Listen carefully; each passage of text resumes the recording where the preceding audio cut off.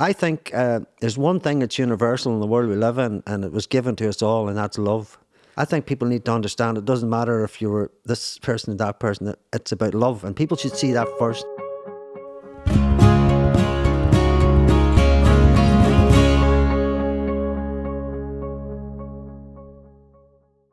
Charlene and Michael, thank you very much for coming. So I'm just going to I know your second name, Michael. Earlier on I tried to say it and they laughed at me, right? Don't worry, we can't even say it half the time. So I went Michael Thayaparan. My mummy always said Thayaparan. Thayaparan, did I get it right? So that's what you say. We can't even say it properly. So Michael, tie him up and run. Tie her up and run. Tie him up and run. Well, depends what day it is. Lovely. Charlene Hegarty. That's me, yeah. And I should say that when we were doing the Small But Massive podcast, a music podcast in lockdown, you are my only guest that has ever returned. Thank you very much for that. I don't know if that's a bad sign for me or good for that you came back, but thank you for coming. Right? I suppose what I should say is this is part of the Voices from the Sperrins podcast, and we've talked to different groups, different people, and I suppose we wanted to get insight into the LGBTQ community in the area. So we've got your good self, Mahara, and Michael from here, South area as well represented. Yep. We've chatted to other people in the area. They've give wee short bits and pieces stories. So we'll maybe read one of the stories out as we go on, and about their time growing up here. So first question I suppose I wanted to ask was, for me, I come from an era, your mammy and me, you're same age, very young. Yep. Fresh. Full of life. Full of life. Can I just do me wee? There. Could you do that there? Go on, Michael, give me a wee flick of that. In these jeans. There, that's what we get. That's it there. So beautiful. So I suppose from your mammy's era, my era, I suppose it was different times. We may have known someone that maybe would identified as gay, but maybe they didn't come out. They maybe got married. They could have had children. They could have moved away. I don't know. But it wasn't like, I suppose, now where you're able to, I suppose, people are coming out, they're embracing life from wherever town, village, big town, city that they're in. But in saying all that, life might look rosy in the garden, but the roses don't always bloom according to the people that maybe are them roses like yourselves and trying to grow through growing up. So we'll talk about growing up. We'll talk about young adulthood yourself now, Michael and Charlene. You're a mother, a twin mother, and which is deadly. So you have double the stories to tell me, or double the stories not to tell me, whatever you wanted. So I suppose the first question I would ask, for the two ends, and like we chatted earlier on, this is about people listening, the community, hearing what it's like as an individual to grow up in a rural area like yourselves, and nuts and bolts and all that there goes with it. So I suppose, Michael, I'll ask you first, when you came out to the community as such, I know you moved from London at a young age, so could you tell the people out there listening what that was like for you and how you went about it? When did you kind of know that I'm going to come out here and say? Well, Mummy said I'd come out the womb with my hand bent, so they all Did you say knew. Handbag or hand bent? Sorry, I shouldn't wear these things. So, like, my family and close friends all knew anyway. I didn't really have to come out. It was like, they all kind of knew. Yeah. It was basically when we moved over here when I was 14. Yeah. We left London, moved. Mummy wanted to come back home, and we moved here. Your mummy is originally, God rest her, from Dungiven. Yes. That's right. Well, Forglen. Forglen.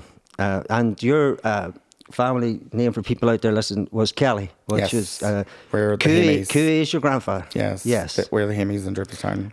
They're hardy bucks. I don't know about that. They're stubborn.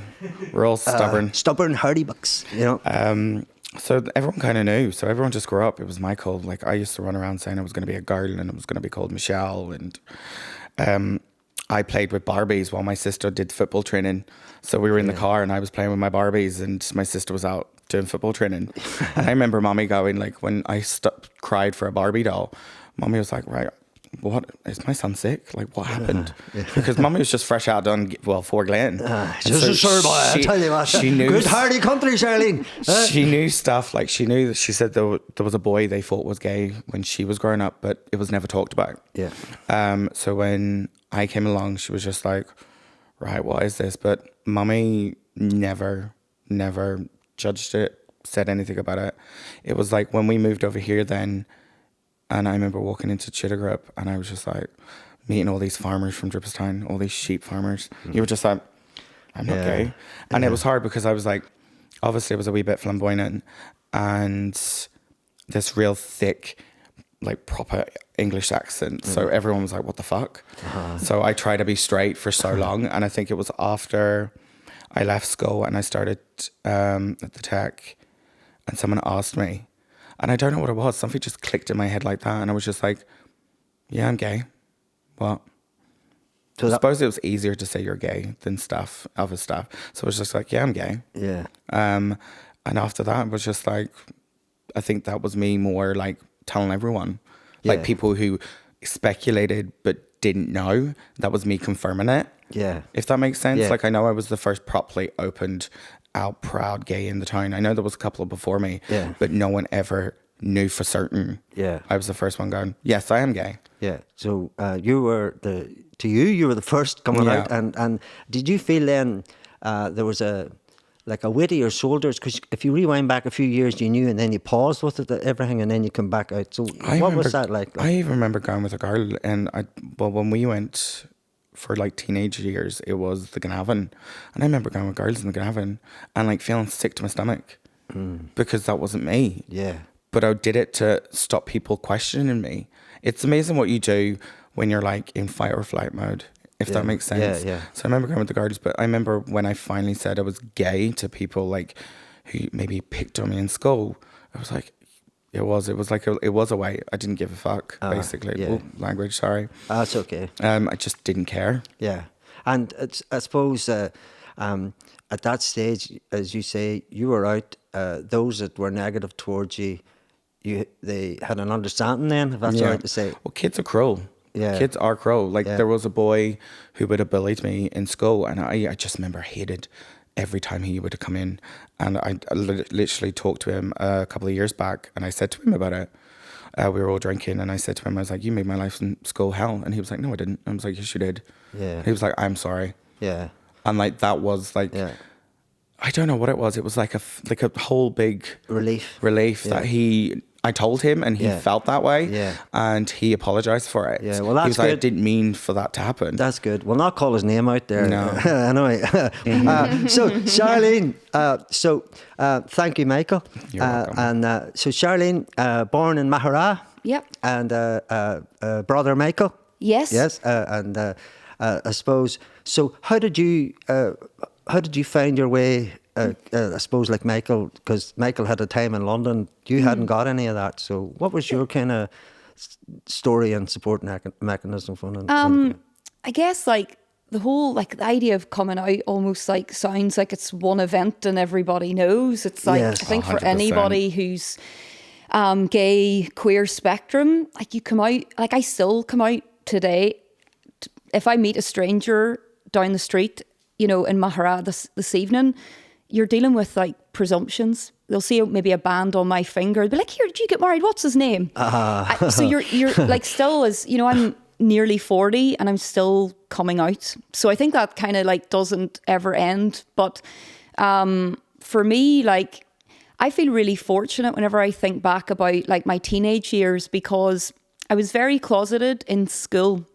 Like I definitely knew that I felt feelings for girls, but just kind of muted it. And school was a very like heteronormative environment. Every girl was going out with a boy and vice versa. So I just did that. I had boyfriends at school, and that was easy. Like that was, easier to navigate than leaning in on anything else that you were trying to keep quiet. And then I guess like, what really carried me through was my two best friends lived 4 doors up from my house at home. 2 boys. One of them had felt very much like gay from the minute he was born. Yeah. Never kissed a girl type thing. Just couldn't ever conceive of that. And he really struggled. He really, really struggled. And I guess I was his support system, as was his brother. And he came out, and this was a very traumatic experience for him, because he really felt like literally no one would have known this. This would have been a big shock. And I guess unbeknownst to him, I think everyone knew it. You know, I think his mommy had a sense. I think everyone in his circle. But I got to witness someone go through that kind of trauma, I think, is the best way to describe it. You know, he really didn't want to disappoint anyone, didn't want to let anyone down. Was that a family type thing at that time? It was everything, because he was really struggling under the weight of it, because, you know, you're at school, you're a certain age, you're not kissing the girls, people are starting to, you know, poke and prod, like, what are you a gay boy? You know, like stuff like that's just very commonplace, you know. Is there an ignorance, do you think? Of course there is. There's an ignorance, but also everyone wants to define you and understand you. And if there's any question marks, or you're not the same as everybody else, then you have to defend it. And I think there must be something wrong with you, sort of thing. Sure. And in his case, you know, lovely looking fella, you know, a nice, kind boy, but just wasn't interested in girls. So he started to kind of spill over with the pressure of that whenever he was 16. He couldn't really keep it in anymore. It was starting to rot away at him. Could I just make you ill? Was it like mental health issues, not things like that? He was so he was just shook with like worry, guilt, all of it. So as I say, in that situation, I was a friend to him, and later then his brother. So he came out and it was fine. Nobody died. His mommy didn't drop dead on the spot with a heart attack, which he thought was genuinely going to happen. And then his brother actually was bisexual. So again, I watched how his brother kind of navigated. We all knew of each other, that we were all, you know, bisexual or gay. We knew that we had that safety with each other, which I think counted for a lot. But then, as I say, my friend's brother, he came out to his ma, but he did it in a very casual way. He was like, he would come home from Slackneil Disco, and as like casually as you like, the mum would always be like, well, any Kurt's last night? This was just the chat on the Saturday morning. Should we just say for people listening? Translate. Right, so curtain, right? Curtain. Curtain, still know it? Yeah. So it basically means going out for a wee snuggie. That's it. It's all very innocent. It's all innocent. So it's innocent. But this mummy on a Saturday morning would be asking her then 15-year-old son. I'd be there because we'd have all been out the night before and stayed over at each other's houses, chatting about all the mad stuff that happened. But anyways, the mum would always ask brother number 2, well, any Kurt's? And he would just be like, I kissed a fella called Mark last night. And that's how he dealt with it. And the mummy kind of laughed it off, going, oh, wouldn't surprise me with you. That's how he handled it. Yeah.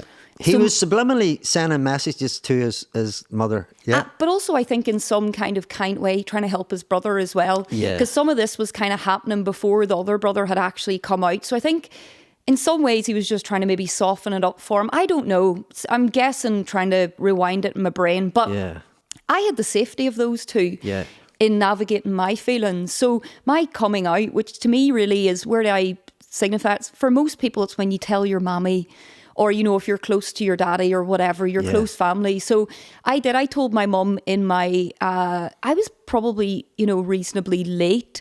I think I was 23, maybe 24. It had kind of caught up with me, Paddy, if I'm honest. I tried to put it off. I had since moved to Belfast. Can't hide the truth of inside yourself what you're. Again, I felt a certain level of guilt because I had boyfriends that I had brought home to mommy.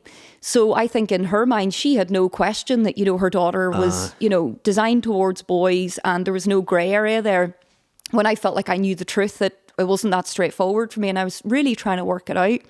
So moving to Belfast gave me a wee bit of space and a wee bit of freedom to kind of figure that out a bit. And as I say, it caught up with me whenever I was about 23. And I was spending a significant amount of time with a girl. And because me and my mum are quite close, she'd be on the phone quite regular. And she'd always hear this girl's name mentioned a bit more often than maybe what felt common with other friends. And then mommy just confronted me one day. We were driving in the car. I was the driver, so I'm glad we didn't go off the road because I wasn't planning that day to have that chat. And I just, do you know what? Were you on a motorway? No, we were. It was actually a wee country road. A wee country lane here. But anyways, I just burst out crying. It was just this big moment of like release and maybe probably relief, even though I didn't feel relief in the moment. I felt really panicked because I just thought, oh God, this is going to hit her like a ton of bricks. She doesn't see this coming. I don't mean any hurt, but this is the truth, you know? Yeah. And your mommy's great and dealt with it like so kindly. You're like that there, aren't you? Oh, guy, like I love her, and I'm so lucky that that's the mommy I get, you know, like, because I know other people have had it hard that way, and they faced rejection from their closest parent or parents. I didn't get that. Like, mummy was great, and then mummy done the telling daddy part, because I'm not telling him, you know, like. So how did your father then, obviously coped okay, yeah? You might have to ask him. He's a man of no words, Paddy. There you go. It's not even very few words. He's a man of no words. I could ask him here, but he won't listen because he won't hear it. You'll not hear a word from him. So really, it's not a thing we've ever talked about. Like, you know, I'm close to my mum. I'd be less close to my dad. He's there. Like, obviously, he's in the house with mommy, but you would have to ask him. I don't know. Like, and you know, that's many years later. He's not a man who talks to you about feelings or emotions, and I think that comes from his upbringing, you know. So I kind of don't know, but put it this way, he hasn't made any verbal indications that he's fine or not fine with it. And I think we're fine with living that way alongside each other, you know? That's real interesting. I think a lot of daddies are like that, but they are. I think they are. Yeah. And like, so like, I suppose you chatted a wee bit there, Charlene, about, you know, school. Like, Michael, you were saying, we were chatting about school and stuff. So what, like, when you went into school, you know, what was your kind of experiences? Like, you come from London, you're landing in St. Columns. It's a different, like, it's like Charlene said there, that some people, it's just a rural thing. You kind of, I won't show emotion, I'm a man, or I won't do this, or I won't do that. And this is the way it's been for so many years. And what was your feeling like? Because you'd have been in among, I was in school with a pile of country guys in St. Columns and all, do you know what I mean? Our school in England was like a private school. Mummy sent us to private school. We were quite fortunate at that time. And like, we had mixed race people. We had all different colours. And like I says, we always knew, like, I remember when I was younger, I hated my skin colour. I was like, I want to be like Michael Jackson. I want to bleach my skin. Can you do the I'm not that good. I just wanted to be normal. I wanted to be like my family members, because I didn't really know my just dads. in the Michael Jackson thing. So you felt that was normal to do that, what he was? Just because I knew he was black and then he was white. Yeah. Didn't want to look like him, but I wanted to be white. Yeah. I think it was because we didn't really know my daddy's side of the family. They live in Sri Lanka. So, and daddy didn't really, he talked to them, but back then there was no like FaceTime or WhatsApp. Yes. There was like a little card you had to buy in the phone shop, and you'd put in a digit to ring internationally. Yeah. But, so we always came here like, for as long as I remember, we were coming over every summer. Yes, right. For about 6 weeks. We had been over every summer. So I knew everyone when we knew we were different. And then, like I says, leaving and then coming full time into St. Columns, we were like the coloured children. Like, I remember my friend, one of the girls in my tutor group, come up to me and was like, guess what my mummy said? She says, the wee coloured family's moving in next door. I know Drippstown's more reverse now. There's loads of coloured people. But the only coloured people here I knew would have been my cousin Anton and his sister, and then us.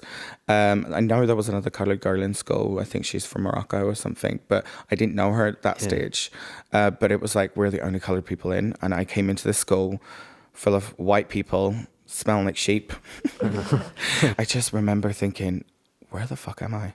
Yeah. I'm not in Kansas anymore. Yeah. I was just like, what is going on? Like, was it a big shift for you coming, as you say, from London to like I said, we always wanted to move over, because like I said, we've been over here in the summers, and like every time we went back home, mummy would have cried for weeks saying that she's moving back over, but we never did. And I think eventually when we did, I think I like got on a plane, went back to London. Mummy picked me up and she put me on a plane the next day, and we were back over again, and we started school 2 days later. Right. I just remember walking in to the tutor group form, and I was quite lucky because Matt was the principal at the time. Is it Matt? Mickey? The high school, because I started in 4th year. So I didn't know everyone. Everyone had a bond from like nursery or primary school. Yeah. And we started in there just knowing a couple of people from the town and obviously family members. Yeah. My cousins, they put me in my tutor group with my cousin Jamie, he basically was my rock through high school, but that's when he could be bothered coming into school. And you don't. But anyway, and I just remember walking in and someone goes, "Give that lad a chair," because I didn't know where to sit. And I was like, "Thank you." And I just remember him going like, "What the fuck?" Because it was like a big gay thanks. Yeah. And a big English accent. Yeah.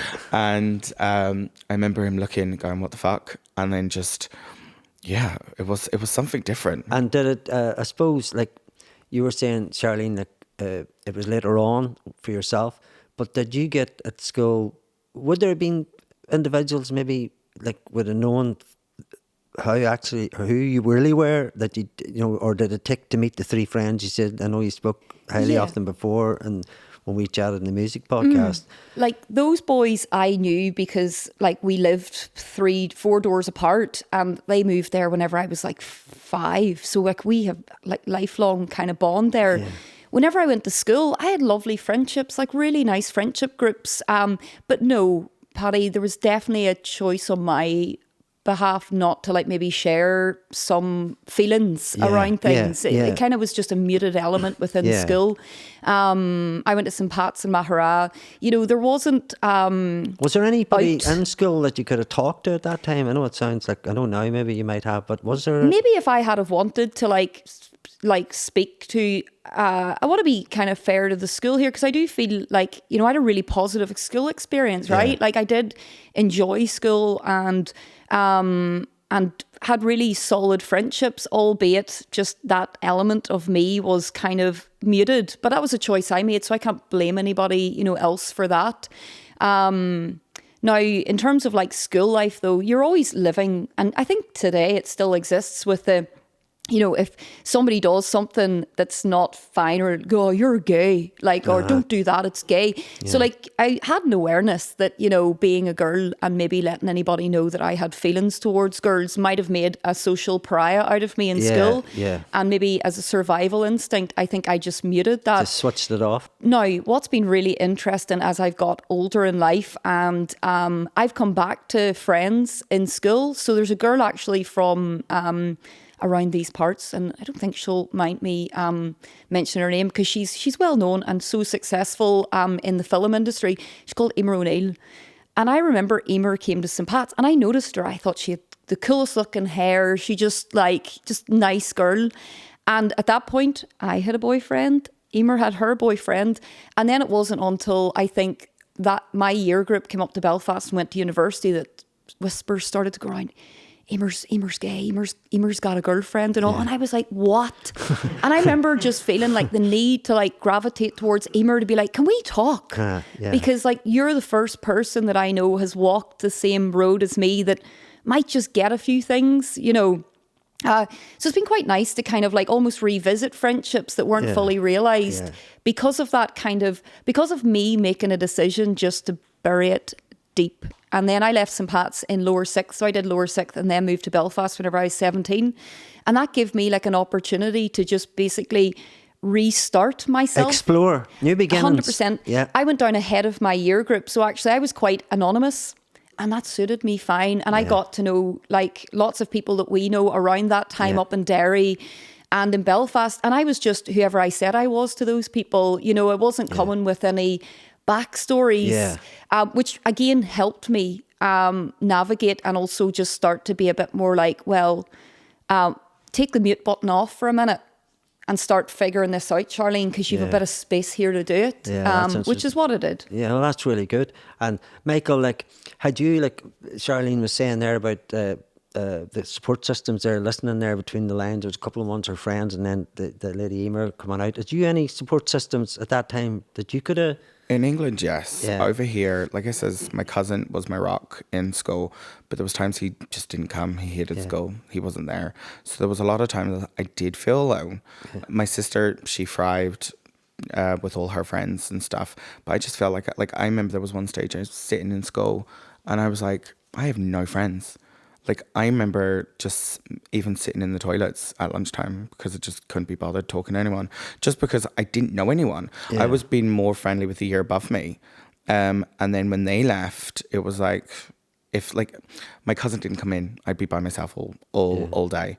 Like, where you're quite lucky. I didn't have that really. Did people speak to you throughout that time? You know, the they breaks would, and stuff? like people would speak to me, but it wouldn't be like, do you want to go and get a? Let's go and get a drink. Yeah. Let's go and get lunch. Yeah. So it was like trying to figure out, because I was still trying to find my feet, and then like even like boys didn't want to talk to me because if we got talked to, they've been sleeping with me or something, or we kissed. Like, So and boys was there like Chinese whispers? Is that what you're saying? all the time, all the time. I think it was when I joined the rugby team. It got me a wee bit of people were like, "Oh shit," because it was known as Raging Bull. Don't ask me why he named me that, but anyway, people was like, "Oh shit, he can put a person down." Me and my cousin joined it, and it took some persuasion, because I was the boy who would in PE would forget his stuff, or if we were going to PE, I would come late to PE when they were already outside and get changed, or get changed in the toilet just across the hall, if you know what I mean, because you were like looking down. Did that bring any eyes or ears onto you by doing that at that time? Like I said, I think people speculated. Yeah. And the accent didn't help. Yeah. I think people speculated, but no one wanted to say anything, and you would get the odd one. But like I said, my cousin, if he was there at the time, he would have been like, "What did you say to him?" It did have great support around me. Yeah, that's good. Well, if your name like Raging Bull, you wouldn't want anybody like, you know. It was like... There was a famous Native American chief called Sitting Bull, and he kicked ass too, so he did. So, you know, he was pretty People hot. look at me and like, "You played rugby?" I was like, "I played rugby in England, and I played rugby here." Yes, the team wasn't that great, and I think it lasted, just under the year. Was this in St. Collins? Yeah, it was go. a teacher came in, Miss Eastwood, God rest her. She went off sick, and it was a teacher came in, and he played rugby, and he asked, could he start a rugby team? And I think we played a couple of teams in Marfell. Like, it was fun at the time. Brilliant, that's brilliant. And so I suppose I wanted to say, like, from my point of view, like I was saying, your mum, the same age and all, so there would have been when I was growing up, there may have been people, but I can't say for sure if that's all right.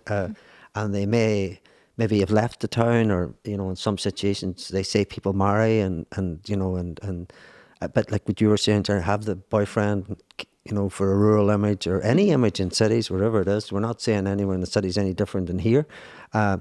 So from both growing up yourselves, whoever wants to take it on, when you were growing up, like you were saying, Charlene, sort of Paddy, I found myself at 17, but obviously you had friends, everybody knew each other. And Michael, you're maybe the same growing up, and there might have been people now living around. What's your kind of view now of people living, say, we'll use the context of rural. When you were growing up, could you have said, that person definitely the same as me, they're leading, they have the same worries, they're not being themselves, they're holding it back. It could be mental health issues, and there could be a lot of things going on. So I suppose what I'm saying is it easier now to recognise someone? Is it easier now to sort of be who you are? Or is it for going out for your parents, your aunts, your uncles, whoever, your cousins, your friend, or your cousins, she says. So for people out there now, is it easier to come out, I'm saying, you know, in a rural context? Or, because I think it's important in this podcast, and thank you for coming in, that you're a beacon for people that are now in rural areas by what you're even saying now.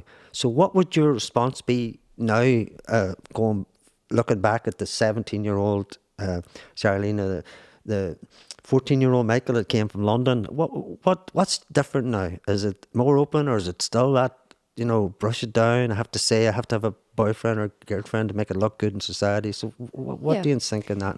I think, right, whenever I was a young person, and I'm sure you'll all have heard this at least once in your life, maybe more, But we used to go out for Sunday drives, right? My man and dad loved their Sunday drive. Are you going to Portrush? Pointing at fields and going, oh, your man owns that, and look at all them sheep. That's a queer field there. That's a field they'll be building on. There's money there in that field there. There's money in that field. And all the new houses that were being built and knocked down and all that stuff. And I remember like listening to it and Mummy and Daddy pointing out like, and geez, there's that house there. There's 2 old spinsters living in that house. Never married.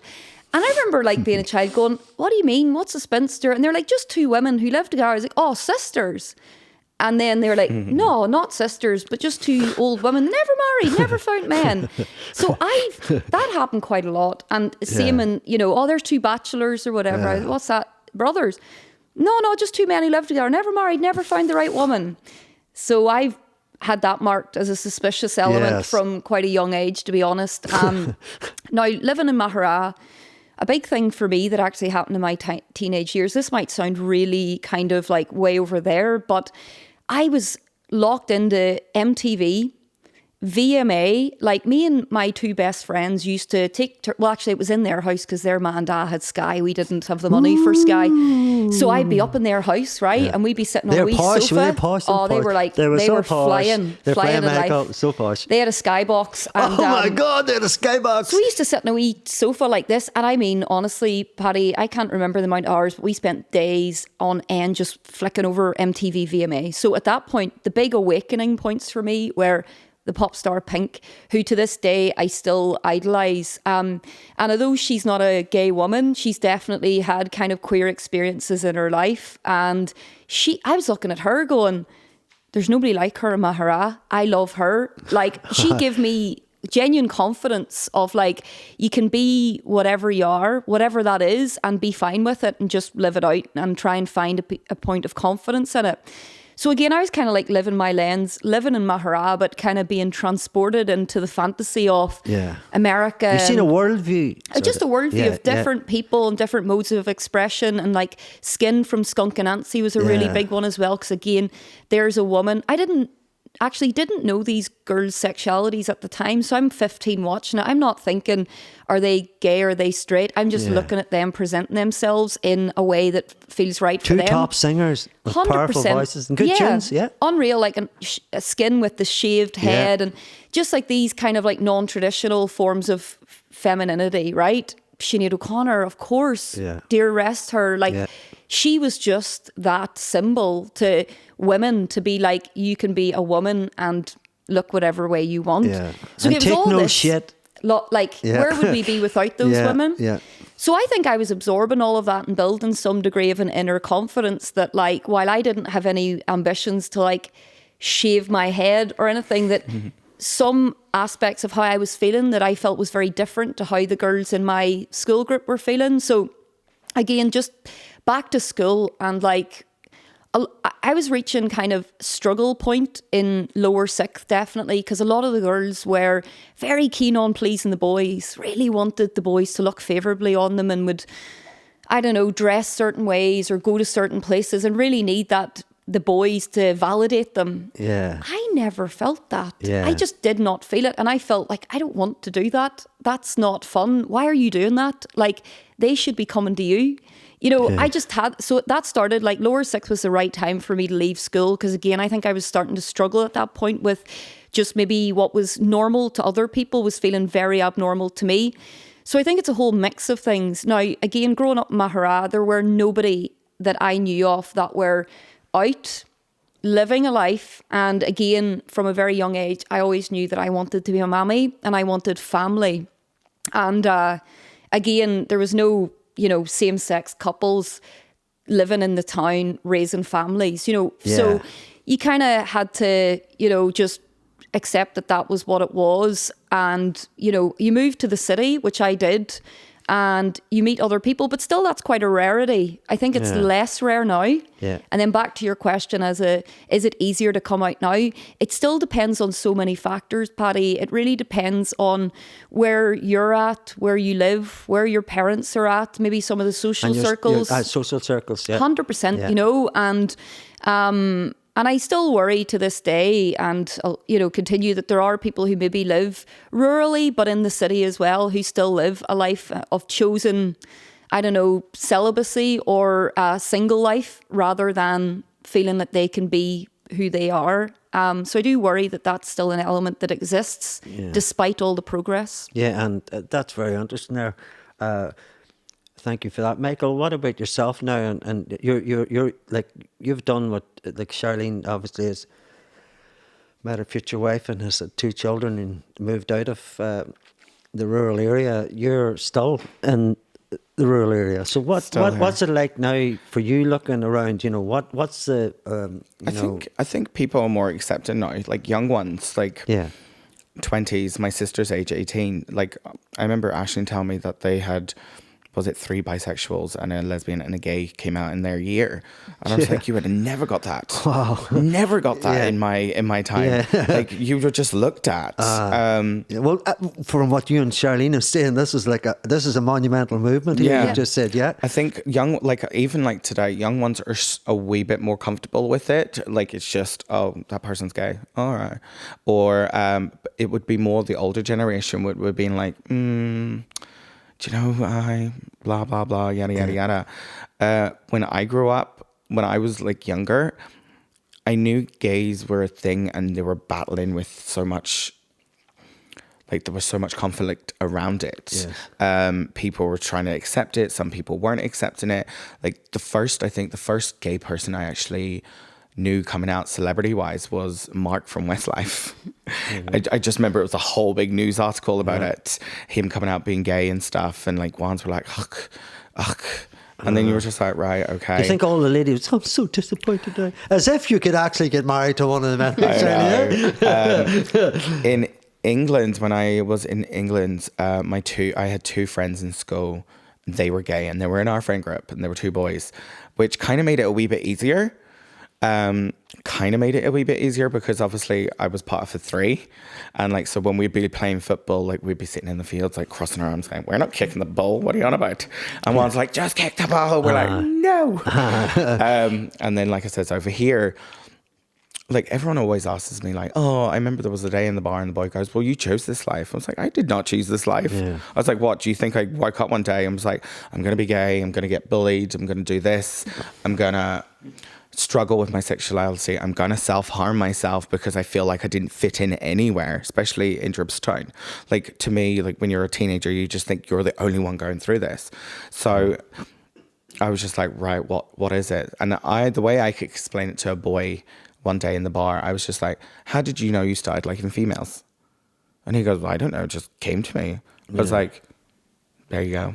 I was like, you just don't wake up and go, I'm going to switch teams, I'm going to fly my rainbow flag or whatever flag it is these days. It's about relationship. Yeah. You know, it's about and building a relationship and the trust of a relationship and all that goes with it. But like, I suppose, listening to both of you there, you moved, Charlene, at 17 to Belfast. For you, Michael, then, you know, I suppose socialising in a rural town, because you've stayed in it, was that, because Charlene's going to Belfast, she's finding hip bars, she's finding, because obviously, yet again, Charlene works in the music industry, and there's a lot of diversity in the music industry, and it was maybe, once you got to that point, all of a sudden, you probably just went like a hare, you learned a lot within it. Is that right in saying that? Yeah. So, Michael, for you, going out in a rural town with some, I don't know, could be a yeehaw band playing, you know, or something. How did you socialise? And how did you like get to meet people and feel confident in yourself, if you know what I mean? Like we started drinking at an early age anyway. Back in my day, it was like everyone met on a Saturday night down the planting. Everyone was drinking from 18 up, by the way. Just back of the toilet. Early age is 18, by the way, just to let you know. And if you're in America, it's 21. Hey, right. I can't serve you any drinks, Michael, because you're only 18. Yeah. 15. I'm only 14. 13. I'm 18. So, sorry, go ahead. My cousins would have gotten in a lot of arguments because of me, just because people would pick on me, and then they would feel like they had to defend me. Okay. But then, like, a fight would have broke out, and then they would have shouted at me. And I'm like, but I didn't do anything. I just sat here. I didn't do anything. But they were like, oh, it's because the way you are. Yeah. And I'm just like, I sat here having a drink. Yeah. Like, it's not my fault that person came in and decided that they were going to start on us.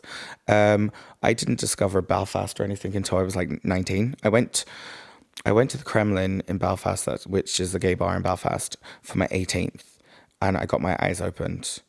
And then I went to my first Pride when I was 19, and my eyes were completely opened. Yeah. But when my first Pride, like I remember sitting in a house in Belfast, and it was just door to door women. I was like, "Where's the men? Is there no men here? Like, is there no gay men?" And it was just a lot of women, because not meaning any badness about women, but it seemed like women were more accepted of being lesbian. Men are like, "Oh, they're lesbian, deadly, let's see it." Where when it's gay, it's like, that's disgusting. If that makes sense. Yeah. And why do you think that? Why do you think I don't know. Is that educating? Is that men. educating people, or is it people for hearing enough stories? What do you think of that there? Men are fine with lesbians because it's fantasies for them. Yeah. They see themselves potentially having anything to do with it. You know, whereas like, a straight man seeing another gay man, it repulses them. And so it's repulsive on both sides. Like, it's really frustrating to see that as someone who has gay male friends and, other lesbian friends, just to see how like sometimes heterosexual men make that difference. It's ultimately about them and them feeling that, they can be somehow part of a lesbian relationship. And also like historically, I think gay men and lesbians have been treated horrendously in history, but in different ways. Yeah. Like what do you choose as worse? And there is no choice because they're both terrible, but like lesbians weren't even validated. It was like two women being together in a loving relationship wasn't even seen as a relationship. Like women, it doesn't count. Yeah. Like that's how it was. It's been written out of history. Like it's, But it has always been. It's always been that way. Yeah. And a lot of the ancient Romans, they would have had gay relationships. I think one of the kings of England had a queen, but also had a male partner who he slept with every night and only impregnated the queen when she needed to be. There you go. To get an heir. Yeah. And yet, I suppose, if you look back, as you said, maybe that is a case of, blocking it out, just not writing it up, but it is written up, it is there, and it has. And I suppose, like anything in life, we can always look back, but at the end of the day, we need to look forward and see. I think, like, if you think, if you think of somebody now, I'm going to put the situation to both you. If somebody was, like, I don't know what age, I don't want to put an age in this, right? So from, you mentioned young and secondary school till up to 17 or whatever, maybe older. What advice would you both give? Because so far I've listened, and there's been struggles, if that's all right to say, and there's been, there's obviously been bullying, and there's been people not understanding. I suppose you can only hope that they can get educated in that there. And so if I was sitting and I was that person going through like, maybe mental health issues and everything, and I'm trying to fucking all go a girlfriend and not keep it all nice and all, like we're saying. So what advice would you give somebody, that's young and, I think they'd be inspired so far by you two as individuals, but what would you say? I'm great at giving advice, but I'm never great at taking my own advice. Yeah. That is my issue. Yeah. Would that be the wee... Kelly, that is too... Oh, I love you taking that out fucking advice. I've dealt with mental issues my whole life. Yeah. Whole life, trying to figure out who I am.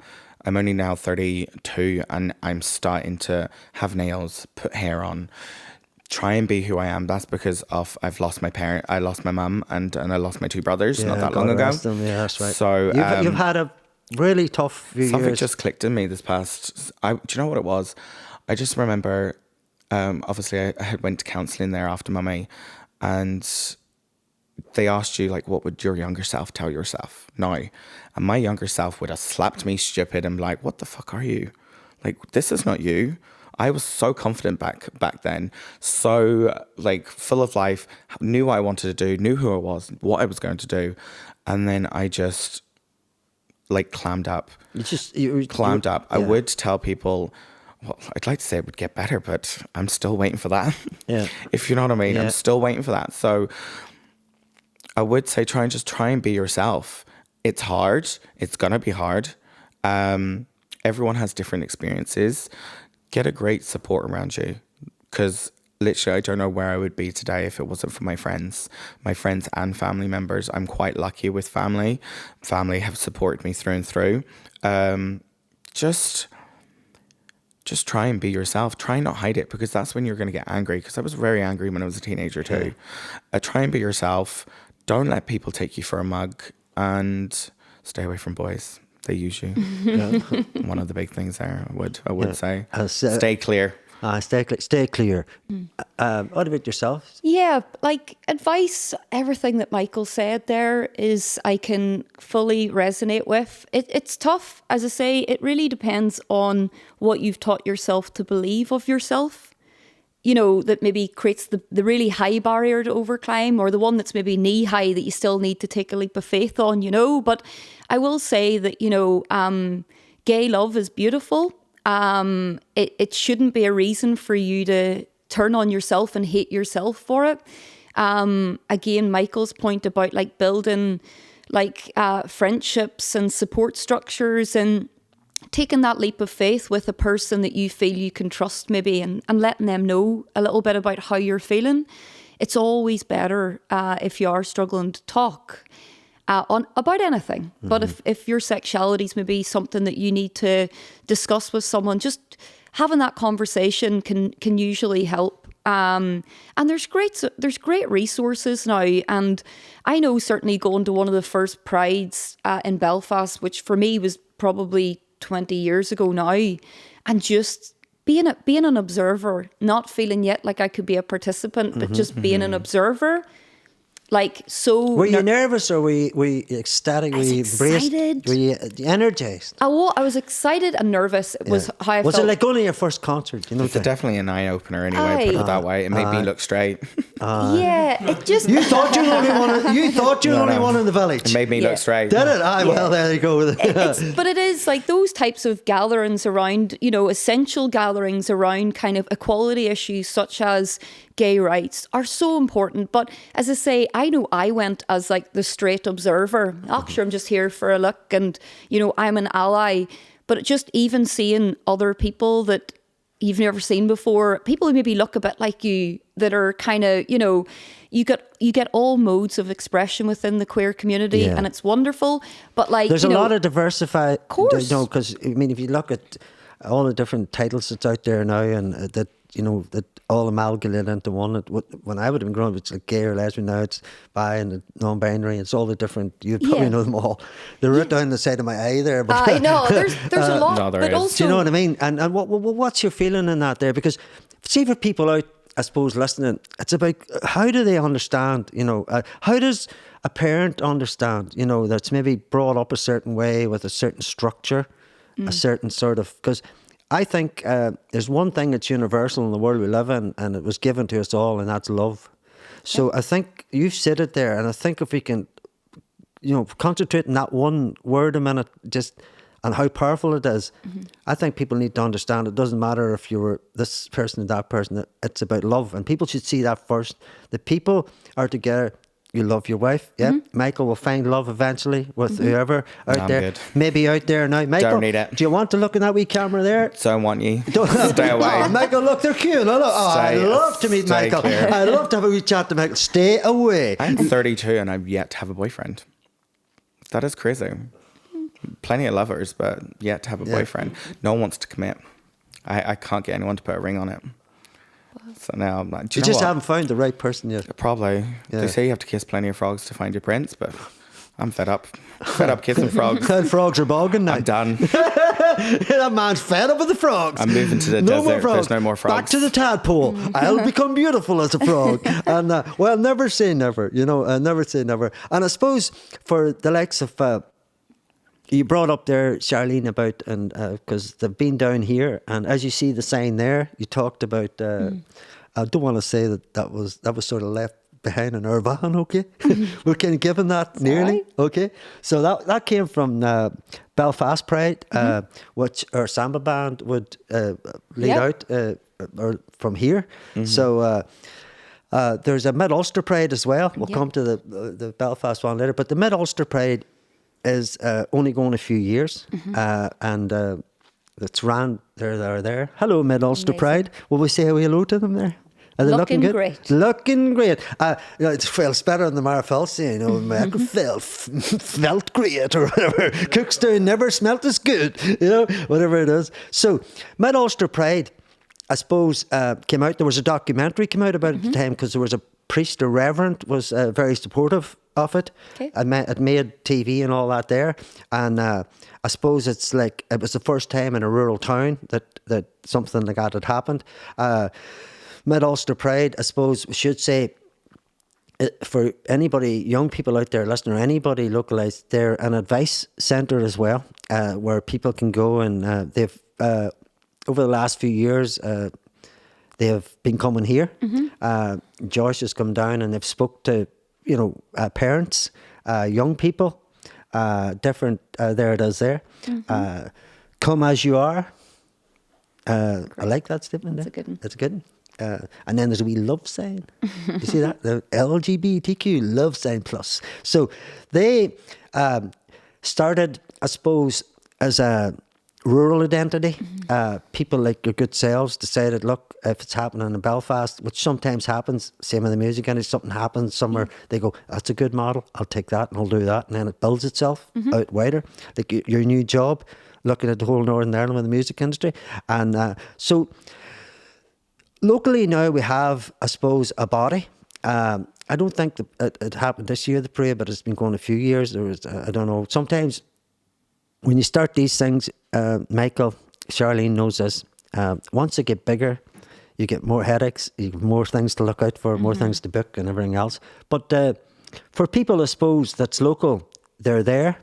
And then you have Cara, the Belfast Pride, that was who the samba band led out. Cara-Friend. Cara-Friend, sorry. Cara-Friend, yeah. Did I say some kind of Irish word? You said Ankara, which sounded very convincing. Did I We say? were just nodding along, going, yep, it's fine. So there's a new organisation set up just today called Ankara. Ankara. And it's a very cool, we worked hard, didn't we, Michael, to come up with this name. Brilliant. We wanted to be gender neutral, didn't we? Didn't we want to come up with everything? Yeah, Just, everyone welcome. So that'll probably find out some Irish words this fucking man. Hope it doesn't. So there we are. Oh, jeepers. There's a boy looks very like me there. There he is, in all his glory. There he is right. So, cross-community Paddy, they call that guy there. Okay, so there I am in the middle of it. The samba band. The samba band, which is brilliant about it, is another form of something that's got parents and it's got people with different, I suppose, needs. And there's all these, it's a mixture of everything. Yep. And so the samba band goes around everywhere. And I suppose to go to you said, Michael, when you went, you got your eyes really open. Yeah. You thought you were only one in the village, but you were a bit of catching up to do. It was just more people like with confidence. There's some flamboyant people out there. There was a lot of. We went down and changed, and where there was everybody was gathering, and I remember at the time there was a couple of they weren't that young. They were young, they were 17, 18. I think it was a big shift. All of a sudden, you're seeing people from all around, and they're dressed up and everything to do it. So I think even for some of the samba band, it was a awakening. Do you know what I mean? Sure. And now it's like a norm. But for the likes of there they are there. Look at them two men and them sleeveless. Do you like them? Love it. That trucker tan's great. Do you like a trucker tan? Yep. Brilliant. I don't know what song we'd put that, but there's a trucker song out there, isn't it? Yeah. No, I can hear it. Charlie, help me out there. I was going to sing Bad Out of Hell, but it's not Bad Out of Hell. But there they are. And Niall, do you know Niall? Niall's from Mahara. Niall Quinn. I don't know. And that our dodgy boy beside it, don't know who he is, but he's there too. And so I suppose what I'm saying is, as an organisation in here, we're open for all people. Do you know what I mean? As you know, and always have been. And I suppose, for people listening, we should say that the organisations we mentioned there, and our new one there, I don't want to say it again because it was convincing. What would you say to people out there, for advice and things, because you hadn't got maybe that. They maybe I think it was first launched by John from Mahara. John Doherty. Yeah, I don't know right? if John Doherty launched Rainbow Project, but he was the director for 15 years and did amazing work. Yeah. I certainly felt more aware of Rainbow Project under his tenure. Now, does that just mean that's where I was at in my life and I was tuning in a bit more intently? I don't know. But yeah, John's from Mahara, went to St. Pat's much like myself. Certainly had a girlfriend during St. Pat's because I remember that. So he's gone on his own journey and became a leader within the queer community. And, you know, like, I guess the importance of organisations like that and organisations like yourself that provide an open, non-judgmental space for everyone. Like there's so many of them now. And I would say again to anybody who feels a wee bit lonely or isolated in whatever postcode you live in the whole north of the Ireland, there are places now opening up. Like Enniskillen just had its first gay pride there. I think it was last week or the weekend before. So again, my wife's from that neck of the woods, right? She's from Fermanagh. Never in her wildest dreams would she have imagined that down the main street of Enniskillen they'd be parading in all their lovely vibrancy with rainbow flags and they'd be met with positivity and encouragement. She couldn't have imagined that. But that's now where we're at. That's happening. Yeah. And now that it started happening, I don't see that it'll go away anytime soon because, you know, a lot of what Michael talked about there earlier, you know, some people go, oh, sure, what's the point in gay pride? You know, what do you need a gay pride for? Whatever. Sure, we should have a straight pride. You'll hear a bit of like kind of... I wonder what that would look like. Gee, that's every day of life, Paddy. You know, like it's... I'll tell you a really simple thing. What straight pride is the fact that my brother can hold his wife's hand walking down the street and not worry about getting battered for it. Me and Sharon don't often hold hands in public because you'll get a few old wolf whistles from some people, or other people might just physically let you know that they're not happy. So that's why we still have gay pride, because progress has been made, but we're still not in a position whereby, you know, you're gay is still a term used in the playground to signal that you've done something that's just not good or not cool or not acceptable. So I say Enniskillen's got it going on now with its gay pride. Up the Causeway Coast have got a pride celebration. Mid-Ulster, obviously Belfast is the oldest, the biggest. The one in Derry's huge. Yeah, it's growing. It's accumulating because I think every day people are learning about it. There may be close family members or having the confidence to come out and speak and live their truth a little bit earlier. So I think it's becoming harder for the homophobes, to be honest with you, to defend their kind of gay hatred because there's so much love around it. Yeah. Like, back to your point about love, it really is just love. Like, there's nothing dangerous about love. Yeah. It's as simple as that. But people choose to complicate it. And that speaks more about people do it not because they want to be bad people. I think people have inbuilt fears, right? And I think the only way you address fear is by bringing people together, talking, creating opportunities for people to connect and humanify, whatever the word is, of making someone appear more human or human at all. Yeah. All of that. It all matters. So I hope my kids, whatever persuasion they may be in the future, just never have to feel that they suppress that during school or any of the stuff. And obviously Michael talking about some young people in his life being very open to coming out. Great. Yeah. Absolutely brilliant. Yeah, that's brilliant. And just what you were saying there, Michael, when you're saying they came out, were they totally accepted then, or did your sister feel that there was some of them had more work to do? Or I don't know. She just told me one day. She was just like, do you know, we've got such and such and such and such in our school come out. And I was like, that's great. And how do they get on? I don't know, because I haven't really spoke to those people. Yeah. I was like, how was it? My Ash was like, no one cares. Yeah. Yeah. I suppose that shows that change of perception, even in a rural school like St. Columns, and that can only be positive, can't it? Of course. And like, people should know that Pride's an activist, it's a protest thing. It is. It's not, and as much as it's all love and all, it started to get out there and take on the systems back in the day. Like, I think Cara-Friend started in 1974, which is a long time, to think that messages are still coming out to this day to come up. 1982, homosexuality was made legal in Northern Ireland. It's not that long ago. No. Do you know what I mean? It's it's you think you can maybe think it's a long time ago, but to me it's not. No, it's not. You know what I mean? Yeah. Like it's not. I know it's your lifetime already, but what's your thinking on the whole legalities now? And there's changes. Is that all positive? Is that for good? Do people are aware of that there? You know what I mean? And for you, were you aware of it back then? Like, I think it's absolutely bonkers that the law was ever involved in sexuality.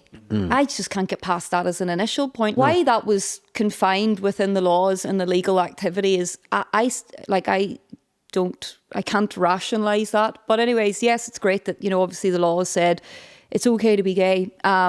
Cheers, lads. But there was gays, obviously before that law became repealed, and there's gays centuries ago. Like, it's been as long as humanity has been, and I feel like we're just in this really weird space of kind of catching up to like what's sensible. Do you feel that the Bothians, do you feel that Northern Ireland still a bit of a backwater when it comes to certain issues, being the way it was? I think it all depends where you are. I think it's all to do with your upbringing as well. Yeah. Like I find a lot to do with the religion side could be a big part of it.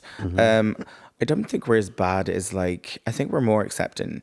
Like, I think America's more another kettle of fish, but I think we're not as bad. I think it depends where you are. A lot of people don't really care, but they don't understand it. Yeah.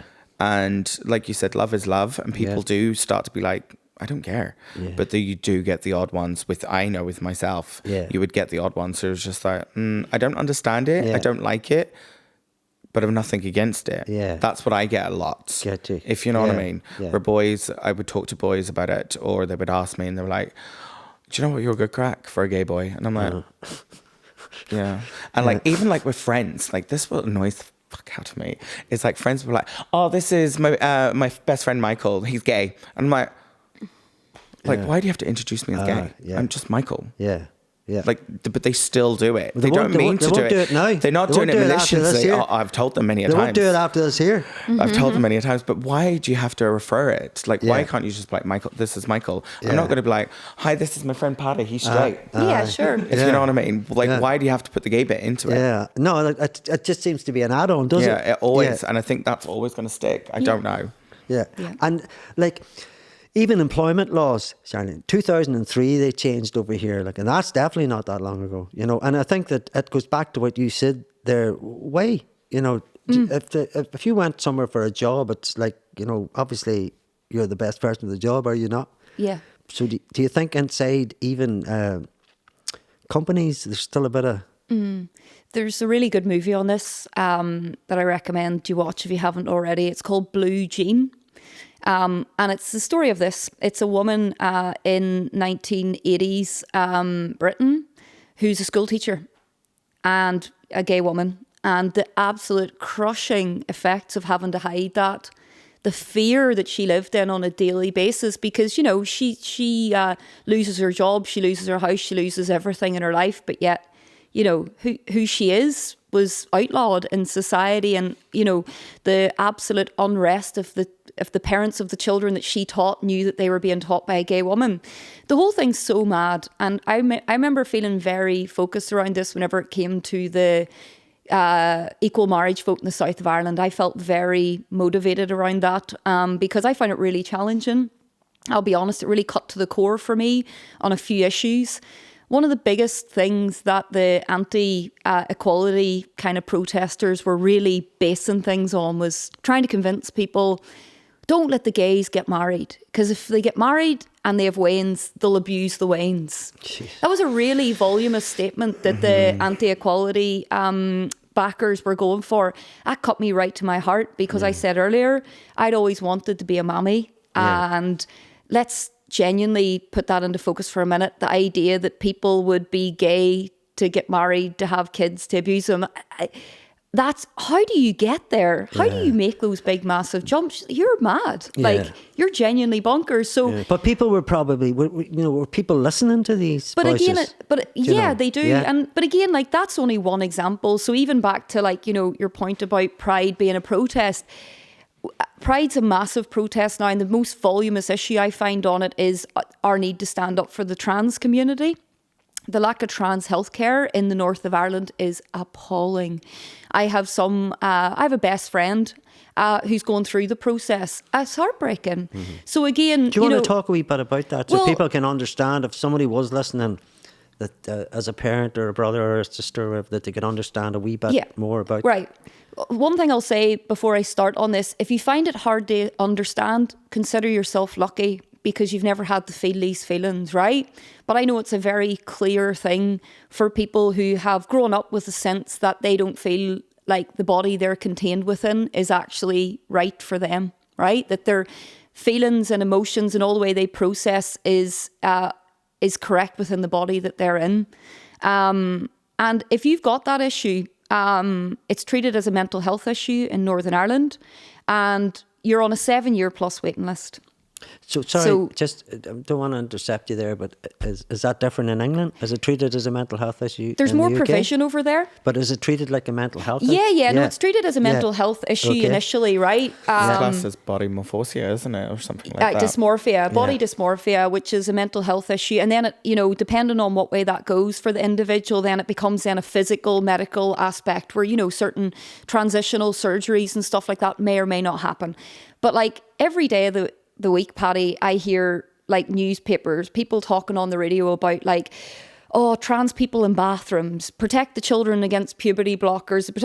Like the trans community are the most tiny minority in the UK. Like it's like less than 1% of the UK's trans, okay? But 99% of the community are on their back going, no, you're wrong and you're not going to get the help you need. What's the problem?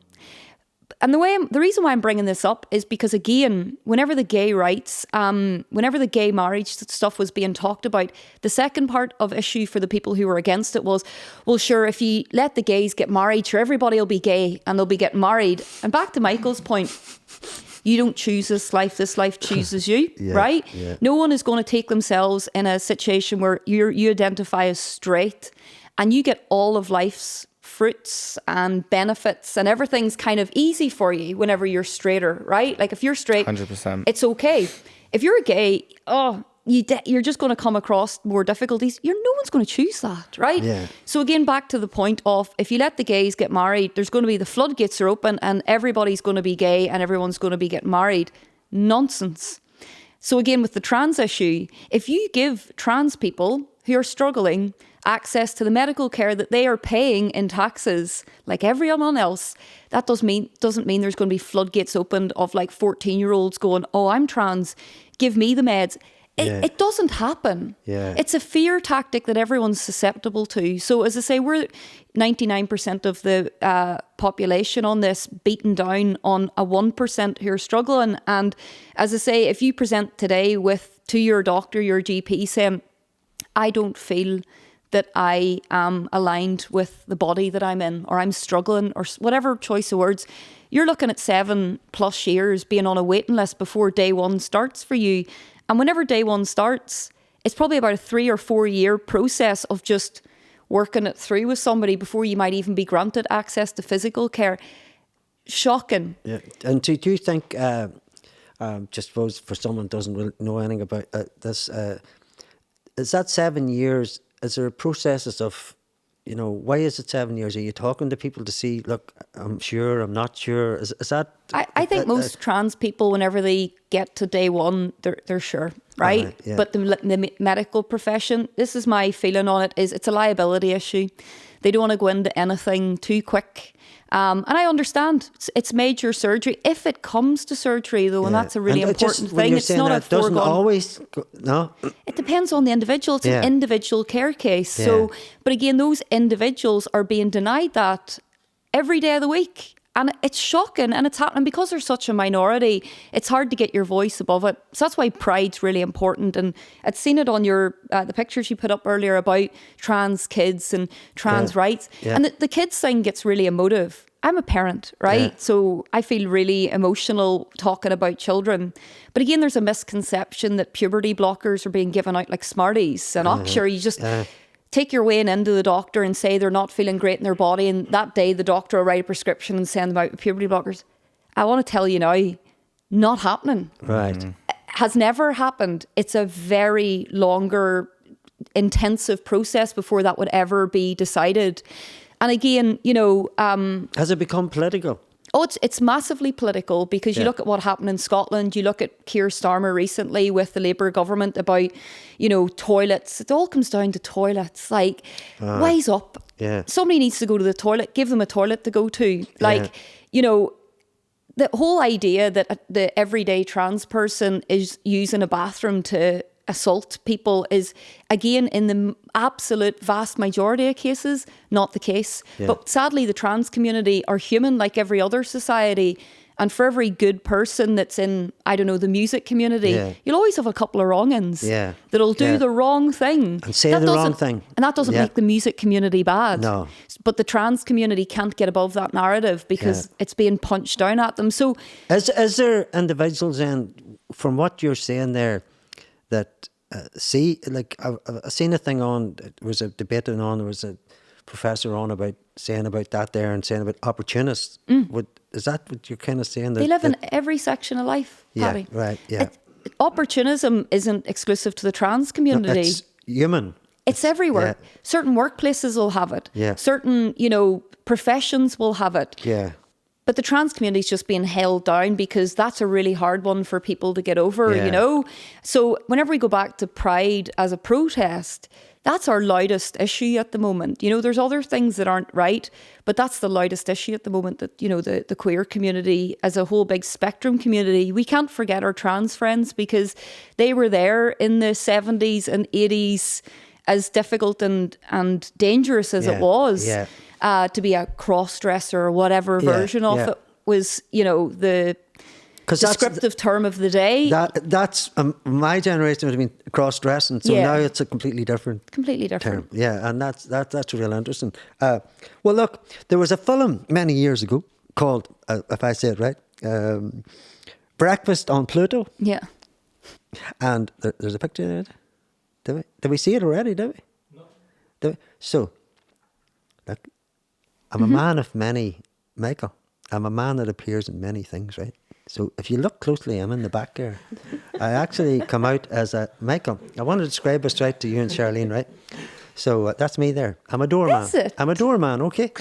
I've got a hurl. There you go. I'm ahead of the game. What a guy. Ahead of the fucking game. That's amazing. So for people out there, I don't know, Michael, if you've ever seen this movie, but it's Charlene, have you seen it? If you haven't seen it, please do that today. No, I haven't. Yes. It's one of the most liberating things, actually. There. You describe it as the way you want to. Well, my friend I spoke about earlier, he was really struggling to come out. I know this movie give him hope and confidence. Wow. And give him energy. It's Cillian Murphy. Cillian Murphy's Katie in it. Yeah, no, he's Katie. He's a cross-dresser and he's Katie. Isn't that his name? Yeah, Katie? I don't want to rate it for you, but I will say it's amazing. It's amazing. And do you know what? Why I brought it up, not because I'm a doorman or any of that crack. You just needed to get that out there. Look, I'm in a movie. Not even that. I'm going back to watch it now. Michael, and I'm actually in two parts, but I had to turn my back in the dance scene because I was told not to put my head in the scene again because I was in a scene apparently. And so I had to turn my back in the dance scene. But why I brought it up, no, I went because I wanted to see a movie, mate. Yeah. But when I look back, it was way ahead of its game. It was a man, Pat. What was the author? Pat McCabe. Pat McCabe, and because I was actually I didn't know that a lot of people in these here you have to be a member of Equity. I was pulled up, Sharon. I was just a doorman. I was an old disco, and we're going to take on the biker gang. Yeah, remember? Sure. Go get the lads. Remember, it says go get the lads. And so we come out and. Neil Jordan informed me when I was lining up. It was like lining up in this field. There was a couple of scenes and to do, but he come up to me and he says, "You can be a doorman," and I laughed, and I says, "Well, look at all sides of me." He says, "Aye, but in them days there was no fucking Walker crisp bellies about, so they're all wee lean GA men, Wow. So, but as Charlene says, the movie hits upon everything. Mm-hmm. Like Cillian Murphy, you've got the disabled actor, you've got I suppose people from different backgrounds and races, and it sort of looks at issues back in the day that maybe like we're chatting here and you'll go, fucking hell, there, that's even pre what you were chatting about there. Yeah. And there's a pregnancy involved, and the church are part of it as well, aren't they? 100%, and a wee bit. And so I suppose it's a good film for people maybe to reference everything that people's talking about now. They had it, like, and that was in a book, and you found it. Oh, it was brilliant. Like, you know, and it's just about, it's in flamboyancy in a small town environment. Yeah. Like, is the kind of it is. summary for me. And it looks as if he's so comfortable in that wee rural town. Yeah. And, but he lives in his own world of it as well, and is kind of happy in that. There's so much beauty in the film. There's and layers innocence in him, but it's so he's so happy the way he is, and like there's no I should say like a very handsome a lady crossdresser is Cillian Murphy, and he's young at the time too. So I thought I'd bring that up just for people out there. Yes, obviously I didn't get any more parts. Obviously I didn't become a member of Equity. Yeah. But you stopped at the top, Paddy. There's no greater role. Oppenheimer. There's no greater Peaky Blinders. No. I was there before it all.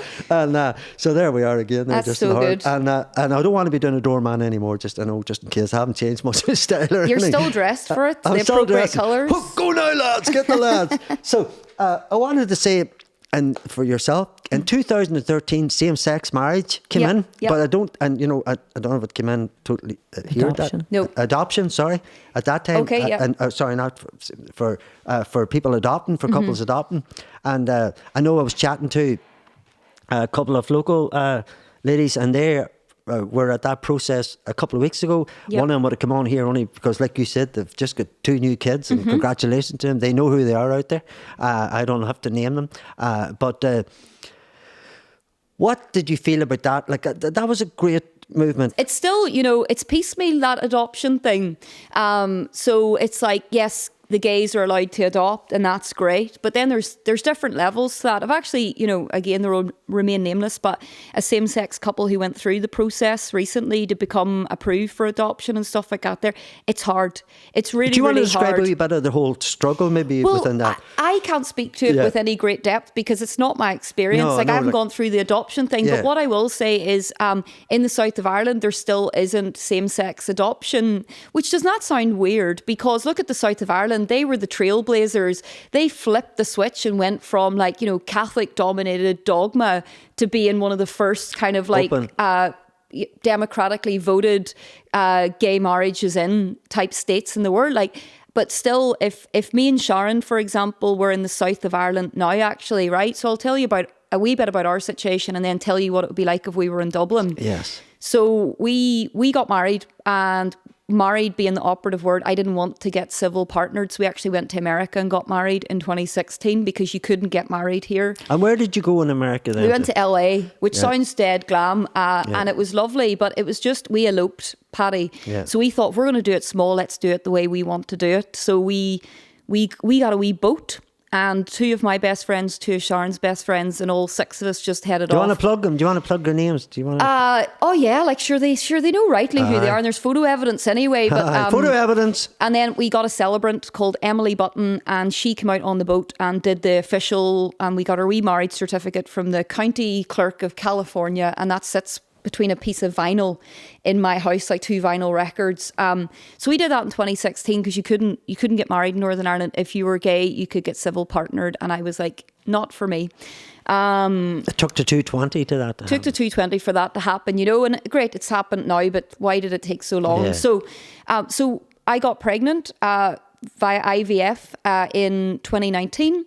We had beautiful, healthy, count my lucky stars, twin boys in January of 2020. Now, what happened after that was we went to City Hall to register their births. Any parent will know that's like a process you have to go through. So me and Sharon went down to City Hall, brought our passports, whatever we needed with us, and the Waynes, who were sleeping and not screaming, thankfully, and signed a wee piece of paper. And on it now reads, mother, Charlene, second female parent, Sharon. So again, my wife has the legal protection of complete, she's not treated as any second class status, any second class anything. She equal. is equal. Yes. That's all the gay thing, or the gay activism. Equality is the big one. That's all that underlines it here. So she's got equal.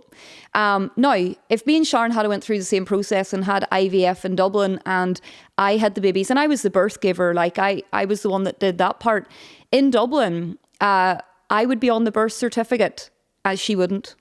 Jeez. Right? Huge implications in that. And is that something that's still the same? Or it is. My understanding is it's the same way on that now. And actually, back to Mark out of Westlife, he's a father.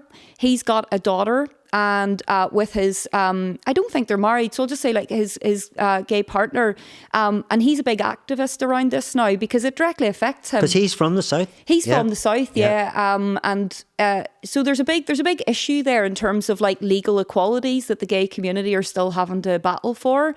Where it's not all done and dusted, lads. You know, that's the thing. It's we piecemeal bits here and there, and there's still wee stubborn elements. 100%. And see, you were saying there that the south were this big. You know, we are the European open capital of everything. But then there must have been a switch then somewhere that happened. Yeah, like again, I think it's just, you get a lot of activism around a certain aspect, and that was around the gay marriage aspect. That was really, really important. Everyone suddenly, it felt like the whole island woke up to the fact, oh, sure, I know him and he's gay, and sure, my sister's friend's got a son who's, you know, all this stuff. Whereas like, I feel like the adoption and the kind of like rights for parents just hasn't been able to accumulate. To start a family, you mean? Start a family, essentially, you know. And as I say, again, the gay community is no different to the heterosexual community in the sense that family takes all forms. Yes. You know, some people may give birth, some people may adopt, some people may foster.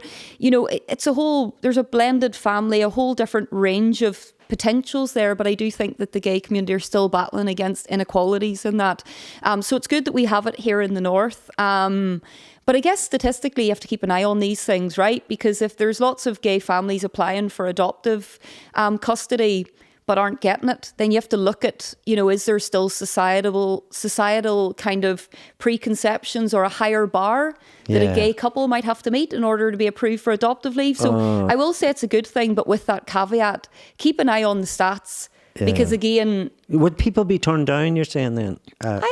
I can't say specifically, but I've had friends, same-sex couples who've gone through the process and found it really challenging, and maybe certain things they feel make it more difficult for gay couples. I can't say that as a first-hand experience of that.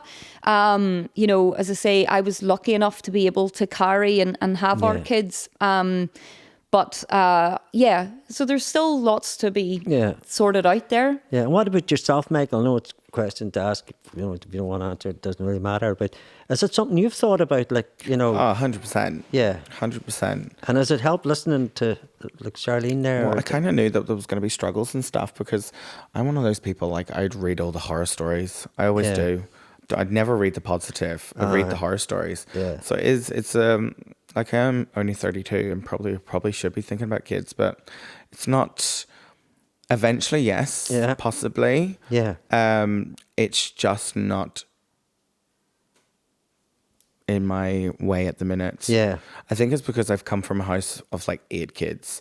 Yeah. I've got beautiful nephews. You've got an army of kids around you. I can push them back if I don't need them. Yeah. It's just, at the minute, I'm more focused on traveling. You're more the father-uncle sort of thing, approach. Just I'm always like, I'm your auntie Michael. And they're like, you're my uncle Michael. I'm like, you're my auntie Michael. And then my little nephew, he's always like, you do know you're a boy, right? And I'm like, yeah, I do. Okay, I'm just telling you. But he always tells me I look pretty. He's so cute. He's so cute. There you go. And so eventually they'll just call you auntie? Fuck knows. Okay, call me anything. So, I suppose for yourselves, you know, as two people that have come through and you've had your own journeys, and they're still going on. You're still young people. Is there sort of organisations you think that people should look at, or like you said there, Charlene, about sometimes it's hard and they look at, you know, to try and get help and all. So is there organisations you think that people should chat to, or would, you know, just for people listening, even parents, you know, because sometimes it's just about understanding, isn't it? Like I've picked this up in you know, and I'll just go back again. It's all about love at the end of the day. And so I suppose, is there organisations out there or people, or I don't know, that young people could talk to? I know we talked briefly about certain organisations, and why they should talk to. Yeah, definitely. Or family and friends, like Michael, you said, you had good friend network. It's just not organisations. Yeah, the Rainbow Collective, like they're growing in number, and you know, of more kind of regional outreach outside of Belfast and whatnot. But certainly, Rainbow's a really good one. Cara-Friend, who we've mentioned already. Show Some Love are like a queer-led group from Belfast. They've got now a physical space in the centre of Belfast, but they're running a lot of brilliant programmes, Paddy. Like one of the most recent ones that I looked at was like just a community group for parents of queer children. Again, so that people can grow and learn. Like you learn so much with people and from people that, you know, isolating yourself is never the answer, whether you're a young person struggling or whether you're a parent who maybe doesn't know how to navigate and wants to be supportive to your child in what they're going through. So Show Some Love definitely are doing brilliant workshops on that. And then like I'm at a stage now where my kids are, you know, quite young, and what's important for me is that they don't feel like, you know, I'm quite conscious and I'm pretty sure that in their class they're the only ones with two mammies. Yeah. Now, they might have a couple of kids in their class who have one mammy or one daddy, but most of them are mammy and daddy. Yeah. So for me, there's a group, again, run under Cara-Friend and Here and I, that's set up for gay families. So my wee boys have a whole new friendship circle, and what makes their friendship circle is like all their mammies and daddies are gay. Yeah. And so the kids are just, they don't care. They're like, oh, sure, he's great crack to play with. They're just kids. They just want to be kids. But for me as a parent, I'm trying to do everything I can so that my kids don't grow up feeling like, you know, not normal, whatever that means. Yeah. Like you're just trying to show them that family groups exist in a whole spectrum, and that, you know, that's wonderful and you should embrace that. So Cara-Friend, Here and I, Rainbow and Show Some Love are doing groundbreaking work. But again, it doesn't even have to be an organisation. It might just be somebody in the, you know, local to you that you feel is good at listening. You know, and everybody doesn't have the answers. This is the thing as well. People feel really scared about talking to like young people about gender or sexuality. Because they're not sure, you know, maybe, you know. For fear of saying the wrong thing. A lot of people scared of offending someone. Yeah. They are.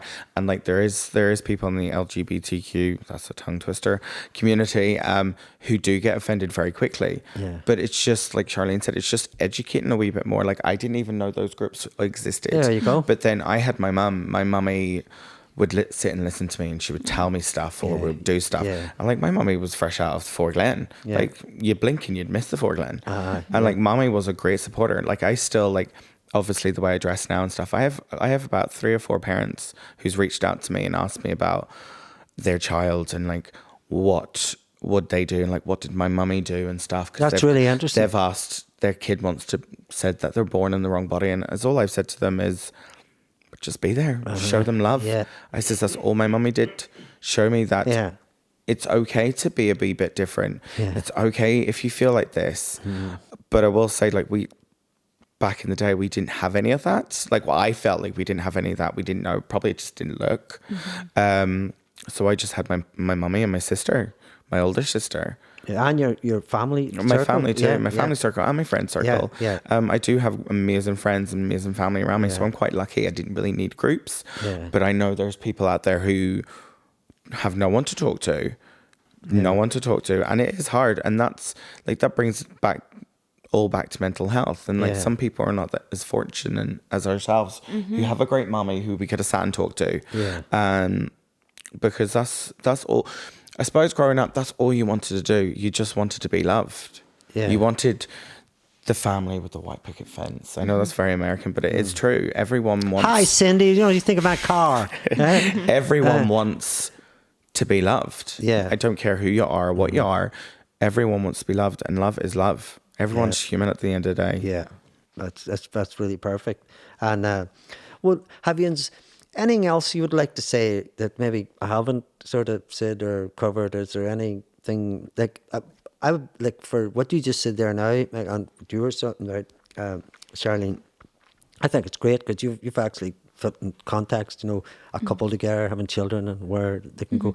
And for you, Michael, when you were chatting there about local people, would you say to the local people that that it's all right to say that you're there and you can talk to people if they need to chat it to? Or? I am. I'm there. I talk to. There's, like I said, this parents has reached out to me about certain members of their children and what they want and what they're explaining and like what to do. And I would tell them. I would just tell them my experience. Yeah. And I did. I said to one mummy, like, I'm not gonna lie. It's gonna be a rocky road. It's gonna be a rocky road, but it's all you can do is just be there, be present, and be there and listen, because it's amazing what the power of listening can do. Yeah. And like, I was a big person where I just bottle it in. I always did. I've done it for years. I would bottle it in, put it in the cupboard, then I'd explode. Yeah. And it was only recently, last year, after losing mummy, I started counselling. It was I was like, I'm not starting counselling. I'm not doing that. But does it give you newfound strength? It did. It did. And like, it was just stuff there I had never said. Yeah. And it was easier to come out. Yeah. But like I said, I turned 30. I was coming 30, and I just remember going, what am I doing with myself? Like, I was wearing all the straight clothes, keeping my hair short, just trying to fit in and blend in, because it's easy to blend in. Yeah. It's easy to try and blend in, but then you're lying to yourself. Yeah. And I think that's like, I remember it was coming up to my 30th birthday party, and I was like, I've always wanted to get my nails done, always. And Mommy goes, go for it. Yeah, fine set of nails there. Do you want to show them the middle camera there? Very long. That's good. I could be biting it down for months. That would be like 3 feasts to me. That'd be like fucking starter. That'd be like a soup and then the main and then a big fucking kick-ass dessert. If they're short, I can't work with them. I really can't work with them. And then like, as for the hair, I got a transplant after the boys was done, after my brothers died, because I had like this big mean fear going bald. Yeah. So I got a hair transplant in Turkey, and I always said if it was going to get long enough, I was going to put hair extensions in, and I was going to do this, and I was going to do that, and I did it. And do you see, even like did you feel liberated then? Yeah. Do you know what? I was so petrified. Like, even when I used to get my nails done, and still to this day, when someone goes, "Oh my God, your nails are cute," I'm like, here's the money, keep the change, I'm away, bye, see you later. Or even like someone says about my hair and stuff, like when I first got my hair done, I would always have it up in a bun. Yeah, but are you comfortable now with makeup I'm comfortable now. Yeah. Like I says, I still, like, there I went to Emily's hen, and full glam. It was a Barbie hen. It was a Barbie hen, full glam. Yeah. The short, I think I was the only boy there, yes, but I was the only one with the shortest dress. Yeah. And I'm like constantly like, but everyone like online or people who know me around the town or stuff are like, Michael's confident, like he doesn't give a fuck. He would do anything. Yeah. But no one sees how much it takes me to get out the actual door. When you pull the curtain. When I tried to get out that door, the panic attack, like Emily's hen, I took a huge panic attack to the point Emily needed to take me out. We went out to the bar, and I ripped the wig off and took my own hair out and sorted that out. And yeah, it takes a lot to just build my confidence up, because I've been beat down so many times. Yeah. Been beat down loads of times about confidence. Boys in general, just, loads of people texting me. I get so much attention, and like, there was a man texted me the other day and was like, "Are you a tranny?" And I was like, "A tranny? I haven't heard that word in a while." But anyway, I'm like, "No, I don't know what I am actually. I'm trying to figure it out myself." I knew when I was younger, like I always said that I was trans when I was younger, and like I says, trans, gay were sort of a wee thing when I was growing up. Like, people were gay, but they were fighting for like laws, and they were fighting to get married. They were fighting for equal, I can't even say the word. Equality, yeah. And now, being 32, it's like Charlene said, it's the trans turn. If you know what I mean, trans are people are getting attacked and getting killed, or people think, and I think straight men are scared of trans because it's a fantasy thing. Like, you would be shocked, the people who text me on a weekend basis. People in this town, the whole lot of yins. But like I says, I'm still trying to figure out myself, and I'm 31, and it was a rocky road. Yeah. It was a rocky road. Yeah. I'm still trying to figure out, I don't know what I am. There's days I feel like a woman, there's days I feel like a man. Yeah. there's times I love making a person question themselves. They're like, yeah. And I'm just like, yeah, God. Yeah. But I think, like Charlene said, you're constantly coming out. Yeah. You're never just like, I'm here, I'm That's queer, really I'm interesting, out. You're know. constantly, every new person you meet, every place you go, anywhere you go, you're constantly coming out. It's not just once. Like I'm gay, is it sort of knows. like reaffirming your own You have to keep existence? saying it because people do ask you, but you have to keep coming out. Yeah. Like, I don't go up to you and be like, Paddy, are you straight? I haven't a clue what I am now, do you know? I'm here to learn. I'm here to learn. And I get that we're different and stuff. And like, I've had some positive experience. I've had long hair all my life, so people can think what they want, you know what I mean? Like, I always wanted long hair, always. And like, you would still get the looks. Yeah. You still get the looks. And like I said, I'm still trying to figure myself out. Yeah. So how can I tell you what I am when I don't know? Yeah. If that makes sense. Yeah, but your journey is getting, it's not as rough. It's after my brothers died and obviously then losing my mum, I was like, life is far too short. Yeah. It's far too short. Like I thought my mummy was my world. Yeah. She was my rock. Yeah. I really hit rock bottom when she passed. Yeah. Just because you were really close. Really close. Yeah. Like my mummy was my everything. Yeah. She took me under her wing. She did everything. Yeah. Me and Dad has a relationship, but like with Charlene, we're not that close. Yeah. We're more close now that Mummy's died. Yeah. Because Daddy he's stepped up a wee bit. Great family and great siblings. None of my siblings have questioned it. My brother Reese, who died in a car crash, he was actually like, he was below me, but he would have been the one who protected me when we were out. Yeah, yeah. And then the baby what died, he was like my baby. Yeah. He slept in my bed at like 6 months old. I got up to his feeds.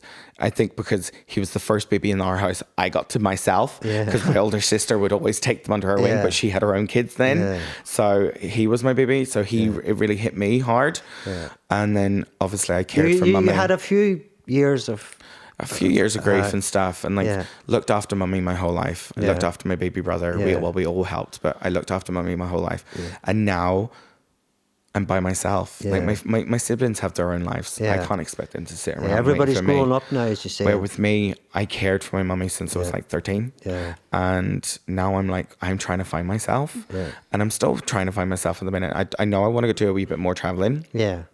I want to go to America.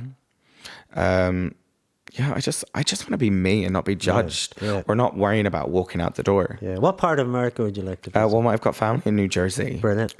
Bellevue. So they've always kept asking me to go over. So I'm going to go over. Bellevue sounds posh. I don't think it's posh. I don't want to say Let's tell people it's posh. Let them Google it up more. That's not posh at all, Paddy. Let's say it's posh. I don't know. I think my teens was trying to hide myself. My 20s was coming out to myself and caring and looking after other people, because that's my thing. I might seem like a bitch, but I care what that person says. Yeah. Like, if someone called me a name, that would play in my head for weeks. Yeah. But that's the mental health issue to it. But people don't see that. People just think, oh, he wears makeup, he's got hair curl, he's confident. Yeah. I'm going to call him queer, and he's not going to think of that. But no, that's like a dagger. And to me, it gets on my head. I know I've got some friends and I'm like, I don't care, blah, blah. And they would start an argument where I would run off. Yeah. My friends would kill the person first. Yeah, yeah. Well, you're, I suppose, exploring new opportunities, I would say. And, good luck with you in that next phase. I'm starting to feel like myself. Yeah, that's this last couple of years, I'm starting to feel like myself. That's really good, because the spirit of your mother and brother, they're with you. They're with me, but it's still scary. Yeah. It's still scary. Yeah. And like I says, as for men, I'm at that stage of life where I can't even be bothered with them. After this podcast, you're going to meet the love of your life. No.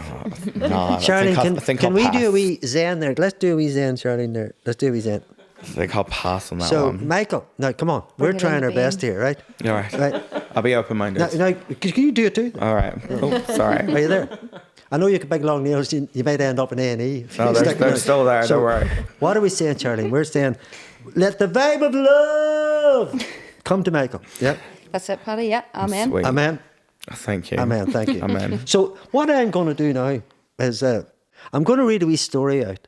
As much as we were brought up in rural towns, I'm going to leave it with a story that I think is pretty positive.